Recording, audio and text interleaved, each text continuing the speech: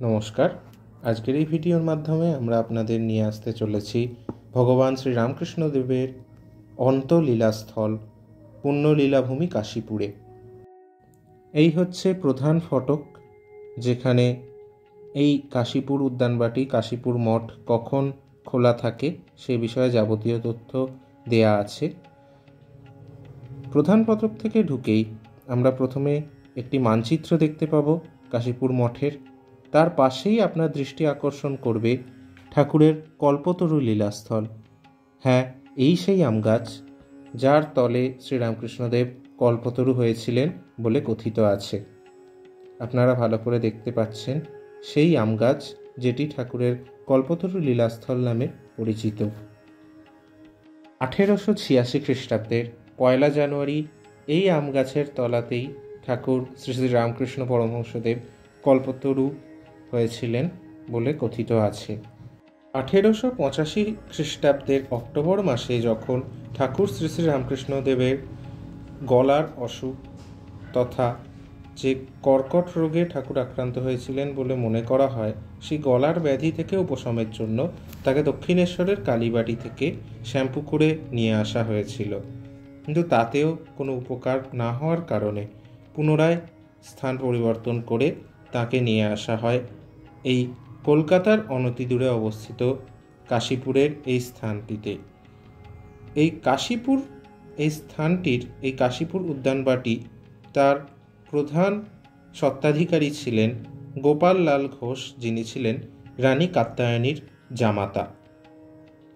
কল্পতরু লীলাস্থল থেকে সোজা বাম দিকে আমরা যদি এগিয়ে যেতে থাকি হেঁটে হেঁটে, তাহলে দুপাশে এরকম সুদৃশ্য বাগান দেখতে পাবো এবং আর একটু এগিয়ে গেলেই আমরা ঠাকুরের কাশীপুরের দ্বিতল বসতবাটি সেটি দেখতে পাবো, যেটি বর্তমানে ঠাকুরের মন্দিরে রূপান্তরিত হয়েছে,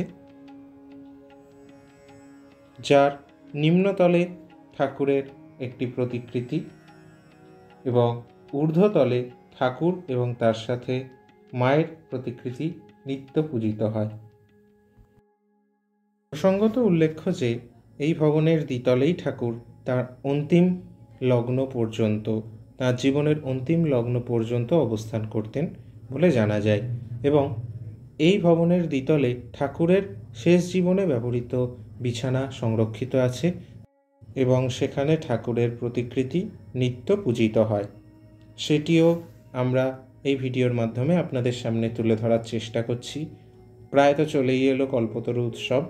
কল্পতরু উৎসবের আগে আপনাদের সামনে কাশীপুর উদ্যানবাটির কিছু কিছু ঘটনা এবং কাশীপুর উদ্যানবাটির ভ্রমণ বৃত্তান্ত এর মাধ্যমে আমরা তুলে ধরার চেষ্টা করছি।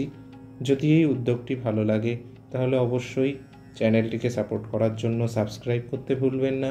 আর যদি ভিডিওটি ভালো লাগে তাহলে অবশ্যই কমেন্টের মাধ্যমে জানাবেন ভিডিওটি আপনাদের কেমন লাগলো। কথা আর না বাড়িয়ে আবার পুনরায় আমরা ফিরে যাই কাশীপুর উদ্যানবাটির ভ্রমণ বৃত্তান্তে। কাশীপুর উদ্যানবাটির এই যে মূল বসতবাটি, তার ঠিক বিপরীতে রাখা রয়েছে এই একটি সাইনবোর্ড, যেখানে শ্রীরামকৃষ্ণ মন্দির তথা এই বসতবাটির বিভিন্ন অংশগুলি সম্পর্কে লেখা আছে, কোনখানে কোন স্থান অবস্থিত এবং এই বসতবাটির বিভিন্ন অংশে কোথায় কার ঘর ছিল সে সম্পর্কেও যথেষ্ট উল্লেখ করা আছে।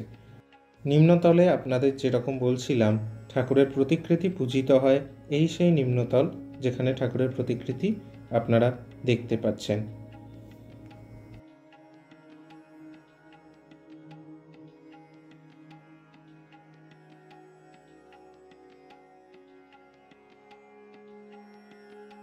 মূল বসতবাড়ি ছেড়ে যদি আমরা আরেকটু এগিয়ে যাই তাহলে আমরা দেখতে পাবো একটি চিত্র প্রদর্শনীরও ব্যবস্থা করা আছে। তবে সেই চিত্র প্রদর্শনীতে যাওয়ার আগে আমরা দেখে নেব ধ্যানঘর। এই ধ্যানঘর হচ্ছে সেই স্থান যেখানে ঠাকুরের সন্ন্যাসী ভক্তরা নিয়মিত ধ্যান করতেন ঠাকুর যখন কাশীপুরে অবস্থান করছিলেন, সেই সময়ের কথা এখানে বলা হচ্ছে। পাশাপাশি একথাও জানা যায় যে স্বামীজি তার অন্যান্য সন্ন্যাসী গুরুভ্রাতাদের সাথে এখানে শিবরাত্রি ব্রতও পালন করেছিলেন। সম্ভবত এই স্থানের দরজা সাধারণের জন্য অবরুদ্ধ, তার কারণ আমরা যখন গিয়েছিলাম তখন কিন্তু আমরা এই ধ্যানঘরের ভেতরে প্রবেশ করতে পারিনি, তাই বাইরে থেকেই ধ্যানঘর দেখে আমাদেরকে তৃপ্ত থাকতে হয়েছে। ধ্যানঘরের ঠিক পেছন দিকেই অবস্থিত একটি সুবৃহৎ জলাশয়, যা স্বচ্ছ জল আপনারা দেখতেই পাচ্ছেন। অত্যন্ত মনোরম একটি পরিবেশ যেন রচনা করেছে।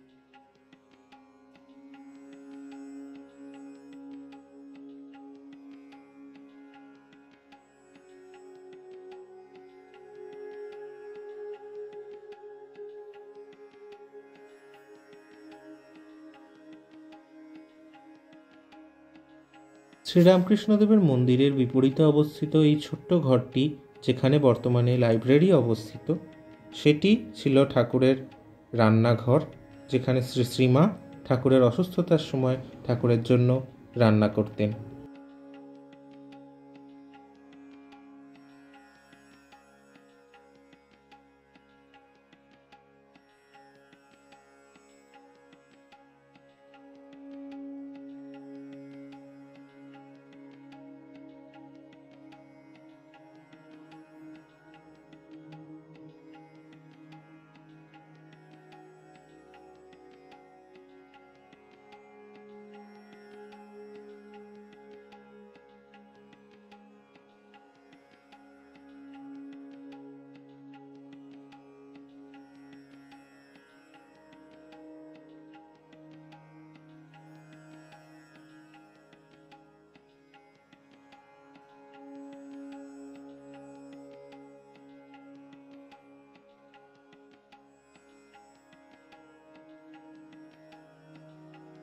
এবার আমরা ঠাকুরের প্রধান শয়নকক্ষ দেখার জন্য অগ্রসর হচ্ছি। এই সিঁড়ি দিয়ে সোজা উঠে গিয়ে আমরা ঠাকুরের প্রতিকৃতি এবং মায়ের প্রতিকৃতি যেখানে পূজিত হয়, ঠাকুর যেখানে তার অন্তিম কাল পর্যন্ত অবস্থান করতেন, সেই ঘরটিতে আমরা চলে এসেছি। এই সেই ঘর যেটি আপনারা দেখতে পাচ্ছেন। এইখানের পরিবেশ সম্পর্কে নতুন করে আমার আর কিছু বলার নেই। যারা এসেছেন তারা তো জানেন, যারা আসবেন তারা নিশ্চয়ই জানবেন, বোঝার চেষ্টা করবেন। মনটা যেন একটা অকৃত্রিম শান্তিতে ভরে ওঠে এই স্থানে। যদি আপনারা এসে ধ্যান করেন তাহলে নিশ্চয়ই বুঝতে পারবেন। দোতলার এই ঘরেতে মায়ের একটি প্রতিকৃতি রয়েছে, যেটি নিত্য পূজিত হয়। তার পাশেই অবস্থিত ঠাকুরের শয়নের জন্য ব্যবহৃত সেই বিছানা, যেটি ঠাকুরের শেষ জীবনে ব্যবহৃত হতো। দোতলা থেকে যদি আমরা চারপাশটা দেখি তাহলে কিছুটা এইরকম আপনারা দেখতে পাবেন। দূরে শিবঘর, রান্নাঘর, শিবঘর অর্থাৎ আমি ধ্যানঘরের কথাই বলছি, সব দেখা যায়।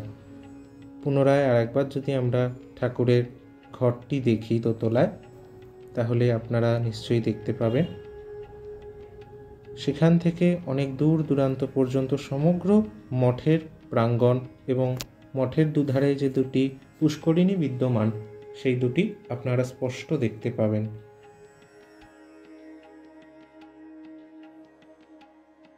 ঠাকুর এবং মা এবং স্বামীজির চরণে প্রণাম জানিয়ে পুনরায় আমরা বেরিয়ে পড়লাম। এই হচ্ছে সেই রান্নাবাড়ি যার কথা আপনাদের বলছিলাম, যেখানে মা ঠাকুরের জন্য রান্না করতেন। রান্নাবাড়ি থেকে সোজা এগিয়ে গেলে এখানে একটি সুদৃশ্য বাগান রয়েছে, যেখানে বিভিন্ন ধরনের গাছ আপনারা দেখতে পাবেন।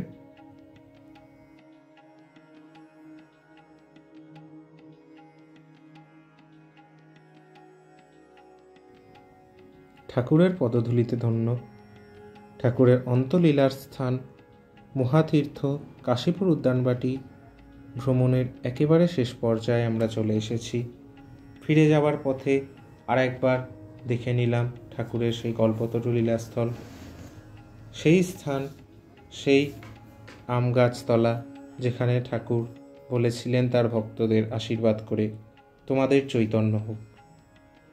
ফিরে যাওয়ার পথে আমার যেরকম অভ্যাস মতো একবার ঘুরে নিলাম শ্রী শ্রী রামকৃষ্ণ বিবেকানন্দ বেদান্ত সাহিত্যের একটি স্টল এখানে রয়েছে, কিছু বইও সংগ্রহ করলাম, করে এই মহাতীর্থের পুণ্য স্মৃতিকে সম্বল হিসেবে নিয়ে ফিরে চললাম বাড়ির উদ্দেশ্যে। ভিডিওটি শেষ অবধি দেখার জন্য আপনাদের অনেক ধন্যবাদ।